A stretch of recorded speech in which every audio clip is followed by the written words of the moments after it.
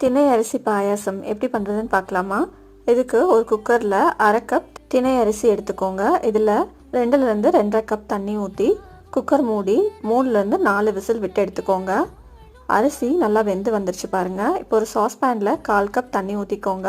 இதில் 1 கப் பொடிச்ச வெல்லத்தை சேர்த்து நல்லா உருக்கி எடுத்துக்கோங்க. தாளிக்கிற கரண்டியில் 2 டீஸ்பூன் நெய் ஊற்றி முந்திரி திராட்சை இது ரெண்டையுமே நல்லா வறுத்து எடுத்துக்கோங்க. வேக வச்சிருக்கிற அரிசியை இன்னொரு பாத்திரத்தில் ட்ரான்ஸ்ஃபர் பண்ணிக்கலாம். இதில் கரைச்சி வச்சிருக்கிற வெல்லத்தை நல்லா வடித்து சேர்த்திக்கோங்க. பொடிச்சு வச்சிருக்கிற ஏலக்காய் தூளையும் சேர்த்துக்கலாம். 1/2 கப் பசும்பால் சேர்த்திக்கோங்க. நல்லா மிக்ஸ் பண்ணி விட்டுக்கோங்க. இப்போது நம்ம வறுத்து வச்சுருந்த முந்திரி திராட்சையை இதில் மிக்ஸ் பண்ணிக்கலாம். கடைசியாக அடுப்பு ஆஃப் பண்ணிவிட்டு 1/2 கப் தேங்காய் பால் விட்டுக்கோங்க. இன்னும் கொஞ்சம் ரன்னிங் கன்சிஸ்டன்சி வேணும்னா 1/2 கப் தேங்காய் பால் ஆட் பண்ணிக்கோங்க. இப்போ திணை அரிசி பாயாசம் ரெடி ஆயிடுச்சு.